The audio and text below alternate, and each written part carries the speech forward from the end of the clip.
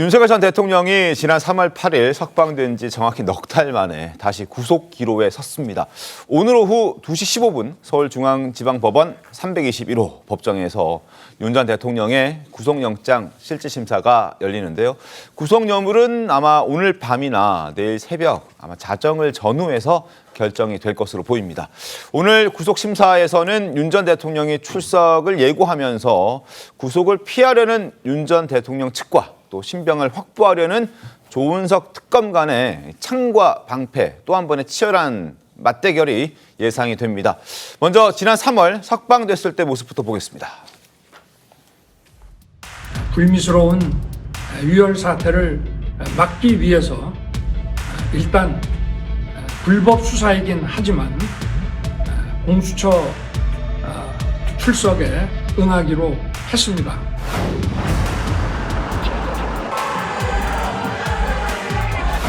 가문의 힘이 결국 윤석열 대통령의 석방을 만들어냈습니다.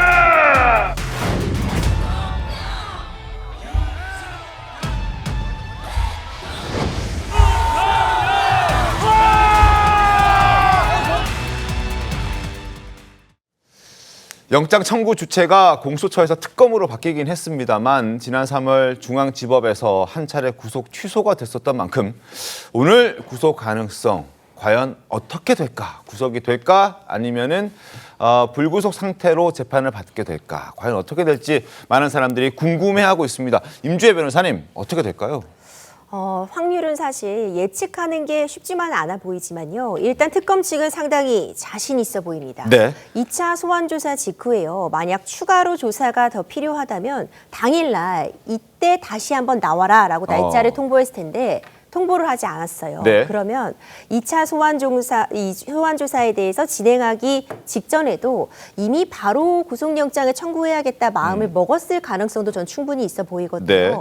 이미 한 차례 내란죄에 대한 수사 과정에서 구속 취소 결정이 있었기 때문에 특검도 신중에 신중을 기할 수밖에 없는 상황인데 이렇게 특검 출범 초기에 바로 구속영장을 청구했다는 건 새롭게 좀 쟁점이 되고 있는 부분들 네. 어떤 국무위원들에 대한 직권 남용 혐의라던가 특수국무집행 방해와 관련해서 구체적으로 총기 사용을 지시한 정황 이런 부분에 대해 어느 정도 우리가 물증을 확보했다. 그렇기 때문에 지금까지 준비된 사유만으로도 범죄 혐의점 소명됐고 특히 일부 참고인이나 이 관련자들의 진술이 윤석열 전 대통령의 변호인이 동석했을 때와 동석하지 않았을 때 네. 미묘하게 달라지고 있는 이 부분은 증거인멸의 우려다. 이 부분 강조하고 있어서 이 부분이 특검 측이 뒷받침하는 자료들이 충분하다고 판단이 되면 그럴 때는 영장 발부 가능성 높아 보이고요. 만약 물증이 충분하지 못하다면 결과는 네. 달라질 수 있습니다.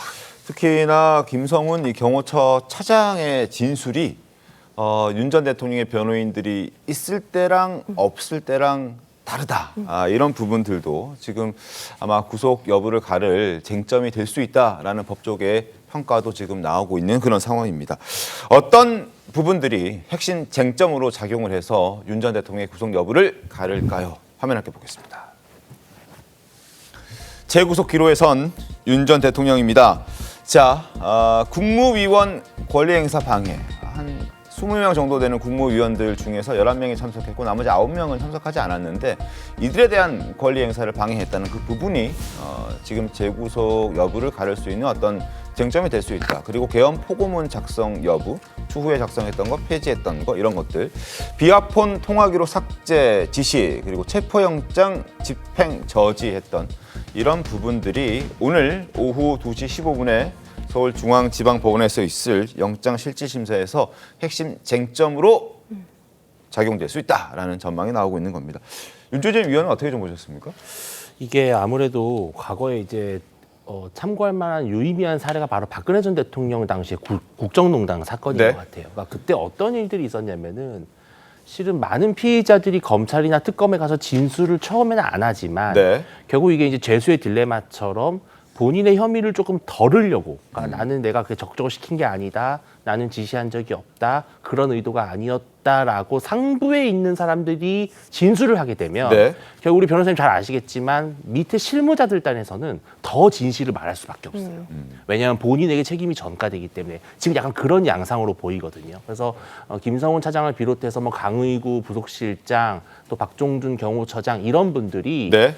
과거에 비해서 조금 더 입을 여는 것 같다. 이런 말씀을 좀 드린다면 네. 실질적으로는 재판부가 저는 구속영장의 좀 그 발부에 조금 더 무게를 두지 않을까 하는 아, 발부 가능성이 더 높아 보인다. 예, 저는 조심스러운 그런 전망을 합니다. 다만 제가 하나의 허들이라고 보는 것은 직권남용 부분인 것 같아요. 네. 그러니까 과거에도 역시나 박근혜 전 대통령 국정농단 사건 당시에도 직권남용 여부의 문제에 있어서는 재판부가 많은 부분에서 무죄를 선고했습니다. 왜냐하면 직권에 해당하지 않는다라는 해석으로 갔거든요. 네. 그래서 지금 윤 전 대통령에게 적용되고 있는 여러 가지 혐의들 중에 이러한 것들이 그냥 일반적인 불법 일탈인지 아니면 윤 대통령의 적법한 권한 행사의 범위 안에 있는데 이것을 남용했던지 불법으로 한 것인지 이 부분에 있어서 재판부가 만약에 까다롭게 본다면 그러면은 또 영장이 발부되지 않을 수도 있다. 이 정도로 저는 좀 말씀드리겠습니다. 알겠습니다.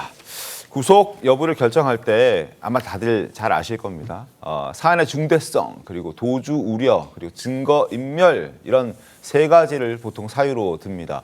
아마 증거 인멸 우려를 강조하고 있는 특검을 봤을 때는 아무래도 도주 우려보다는 증거 인멸 가능성 때문에 영장이 발부된다면 그 사유로 발부될 가능성이 좀 높아 보인다라는 게 이제 법조계 해석이긴 한데요.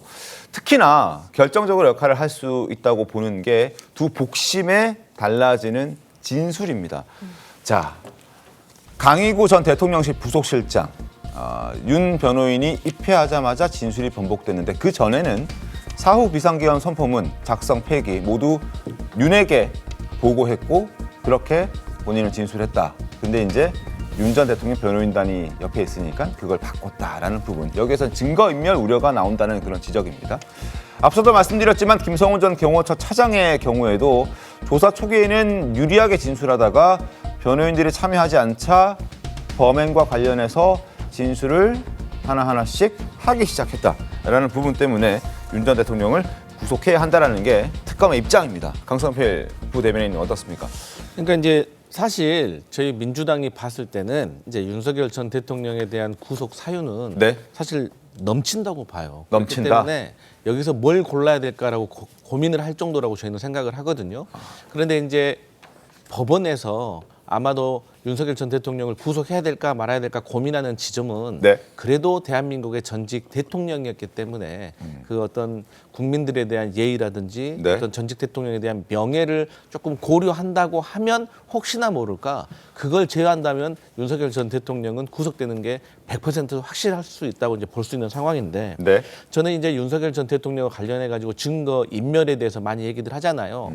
근데 이제 뭐 비화폰 서버를 삭제해라 이런 것들은 사실 흔히들 있는 일입니다. 그러니까 네. 과거에 벌어진 일에 대해서 삭제하는 것은 증거인멸로 많이 있지만 윤석열 전 대통령의 같은 경우는 걱정되는 점이 계속해서 증거를 조작할 수가 있다는 거죠. 네. 가짜 증거를 조작할 수 있다는 것. 그게 이제 뭐 계엄 선포문에 대해서 사후로 이제 문건을 만들었다는 건 아니겠습니까? 그러니까 네, 윤석열 전 대통령이 사회에 나와 있으면 이렇게 가짜 증거를 생산할 가능성이 매우 높기 때문에 저는 이게 가장 우려스럽다고 보고 감정적으로 마지막 하나만 더 말씀드리면 사실 이제 재판부도 이 피의자에 대해서 상당히 이제 감정적인 문제도 들어갈 거 아니겠습니까? 네.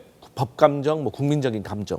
근데 이게 공수처의 체포 영장을 집행할 당시에 쉽게 말해서 경호처에게 뭐 총기를 보여줘라 이러한 지시 내용 했다는 자체가 사실 공수처가 됐건 경찰이 됐건 뭐 경호처가 됐건 다 대한민국 국민이잖아요. 그러면 대통령이라면 사실 대한민국 국민의 생명을 지켜야 될 의무가 있는 건데 네. 본인의 안위를 위해서 뭐 경찰이 됐건 공수처가 됐건 경호처의 어떤 이런 공무원들의 어떤 안위는 전혀 신경 쓰지 않았다는 것이 저는 좀 도덕적으로 비난의 대상이 되지 않을까라고 생각해서 저는 방금 말씀드렸던 현실적인 문제와 이 감정적인 문제 때문에 네. 아무래도 법원에서 영장을 발부할 가능성이 좀 크지 않을까 이런 생각을 해봅니다. 알겠습니다.